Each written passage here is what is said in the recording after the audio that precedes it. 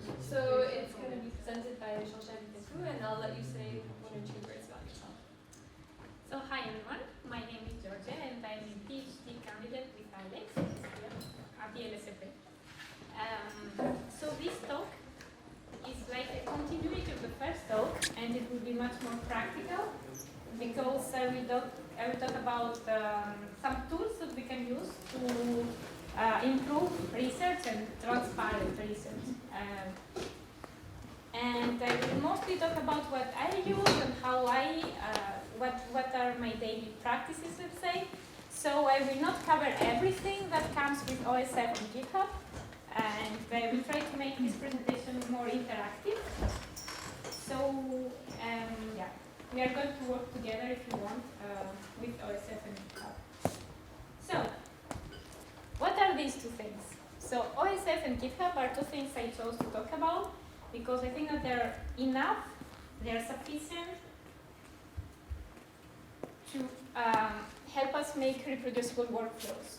So both of them are platforms where we can create a personal profile and have file repositories for our projects. Both of them are time-stamping and they track every contribution that has been made on the project and each different version of the file. Both of them have repositories that can be shared with our collaborators, and we can also choose, not for GitHub, GitHub is always public, unless you want to pay, but for OSF we can choose whether we want to have our repositories private or public, and they are free. So what do I mean with reproducible workflows?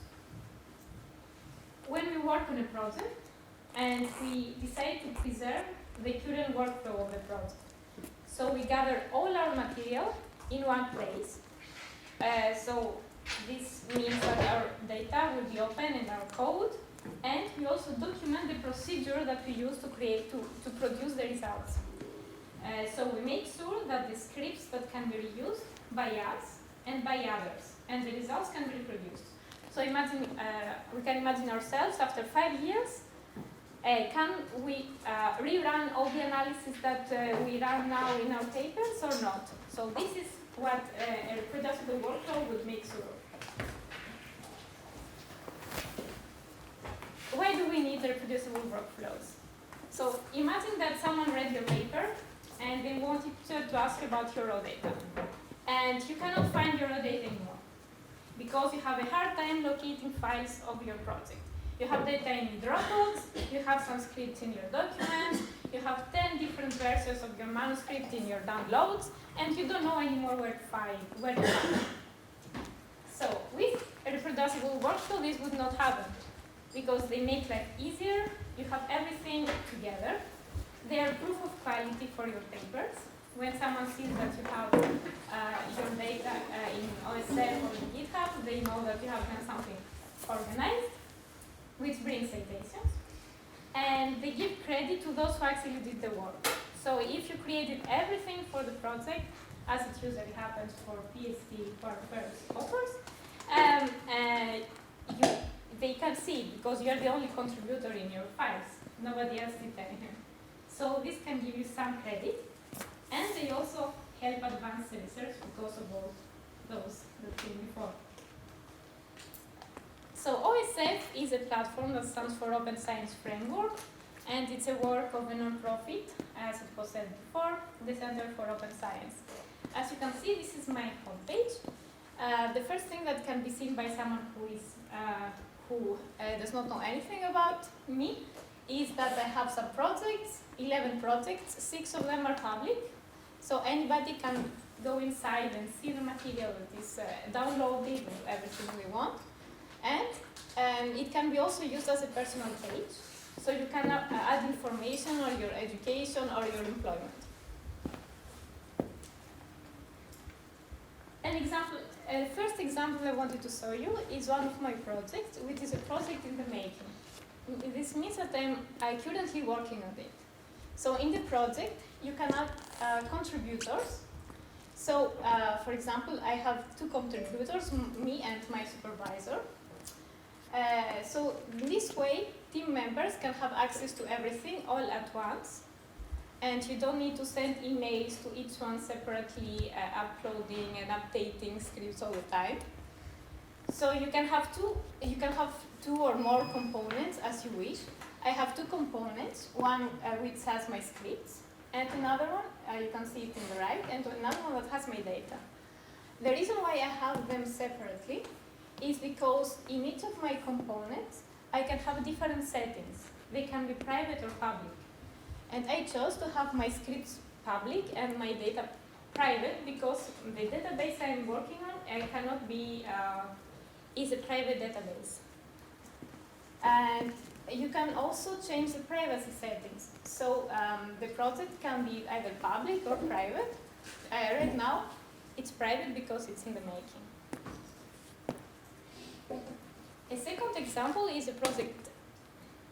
I didn't finish my first example. Okay.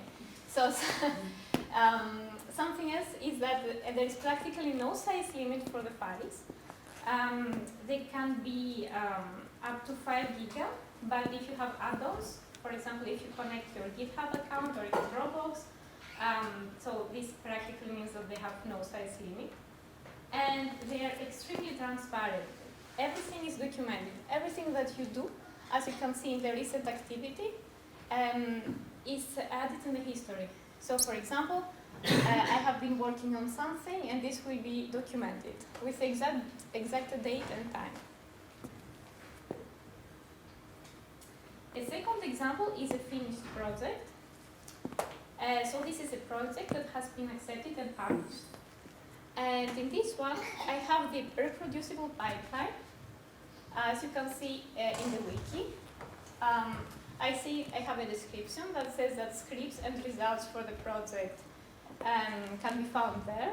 And the project pipeline, and I explain with details the project pipeline. So to extract the corpus from this database, you use this script.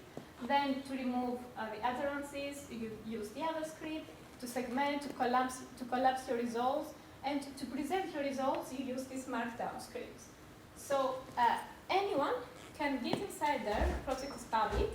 They can take the data, they can follow the instructions, and they can reproduce the results. And my results are in these two CSVs. So yeah, the project is public. And something else is that you can also track each different version of the files that you have in your OSF. So for example, I have this file which is called wrap, and it has 19 versions, which means that it has been changed by me or by someone, say contributor, 19 times. And you can actually download each different version of the file, from the first one to the last one. So you can have every version of your file.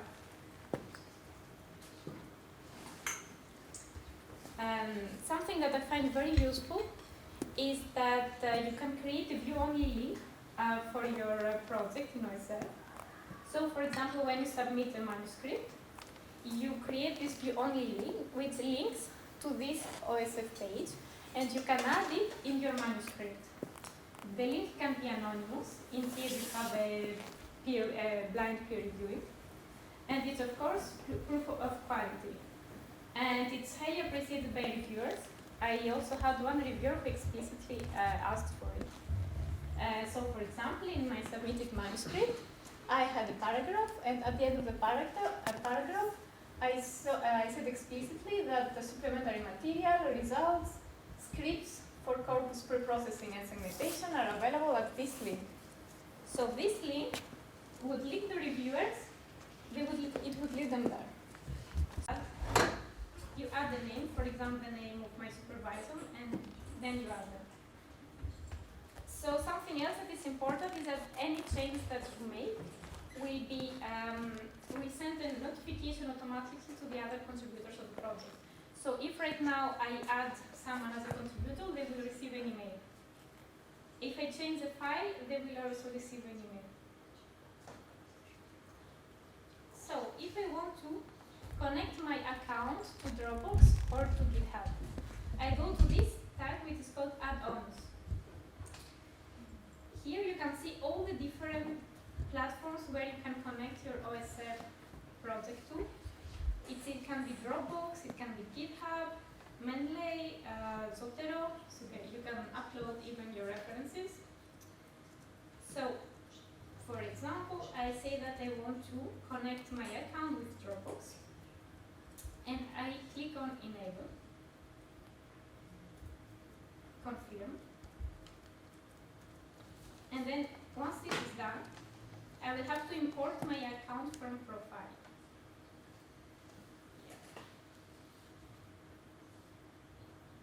So,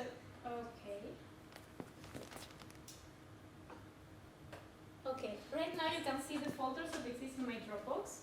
I will choose the folder that I want to connect to this account. And normally now, once we are done with that, this folder will be... You have to click select. Yeah, I forgot something. Yeah. You open it up. Okay, so Dropbox.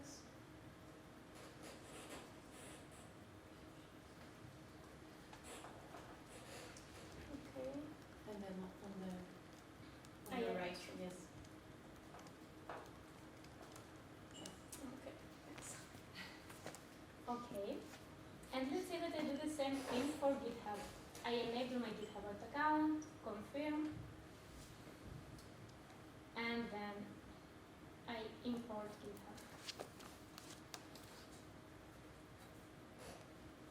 I choose the folder that I want to connect. Let's say this one.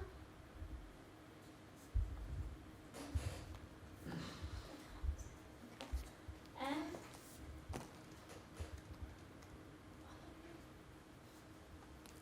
then save. Okay, so right now in my files, I have connected both Dropbox, you can see the folders here, and GitHub. If I change something in my Dropbox folder, it will be automatically changed in my OSF repository, and the same thing for GitHub. Now let's say that I want to submit this thing, and I want to create a view-only link, which I will add in my manuscript. And it will be a blind peer reviewing, so I want an anonymous link. So I will go to my settings, I create a view-only link. So here you see, create a link to share this project, so those who have the link can view but not edit the project. This is what I want. I add it. Okay, and I have the option to anonymize the contributor list for this link. So I click on that, and I have my link. So when I use this link,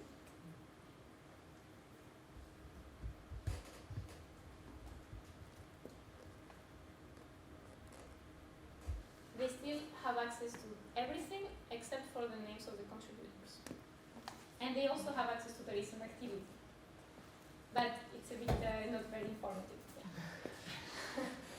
Okay. So this is done. Georgia? Yeah. If you connect, for example, your Dropbox, Yeah. and in it you have a Word file, for example, and so you modify the Word file on your computer, then it's synchronized with Dropbox and with this. So the track change here, it will also say that you modified the Word, or you only have the last version that appears. I think that it still has the versions of the file. Okay. What I'm not sure is if it's written in the recent activity. Okay. But I think that you will still have the versions of the scripts. Okay. So even if on your computer you don't have like several versions, in here you have several. Yeah. Okay. Any other questions? So, I don't know if it took exactly 5 minutes, but you see what I mean.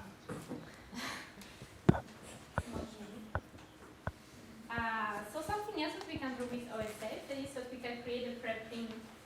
And preprint is a complete manuscript which you have shared with your public audience without it having a peer review before. Sometimes we can submit our manuscript to a journal and also upload it as a preprint. So why do it? Why do this preprint thing? The whole concept behind it is we want to advance science and get out results as quickly as possible. And right now the procedure is very long. So you have a paper which is too long to print, or the reviewing process is never ending, or you need fast feedback for your project and you cannot wait for the 3 months until your reviewers respond. Or you don't want to publish this project after all, but you still want to get it out there and do something. So a preprint gives more exposure to your research, and you can still have a DOE, and it can still be indexed by Google Scholar without passing this whole review thing. How can we create the preprint? We can either do it using the OSF preprints, which is, I will show you now. It is very easy to do it. And we can also either the OSF preprints, or we can choose one of the communities that are linked with OSF preprints and are SciArchive, BioArchive, Engineer Archive, and plenty other of them. Just make sure before posting that the journal where you want to submit your manuscript accepts preprints, because still not all of them are very happy with preprints. Do you recommend rather OSF preprints or like PsychoArchive or BioArchive? I feel like there is more exposure for PsychoArchive and Github. I think so too. But you can still, I mean, if you upload on PsychArchive, you can they are linked with OSF preprints, so you can still find them in OSF preprints. Yeah, so it's the same thing. Yeah, I think that I would prefer to do PsychArchive with a small specific.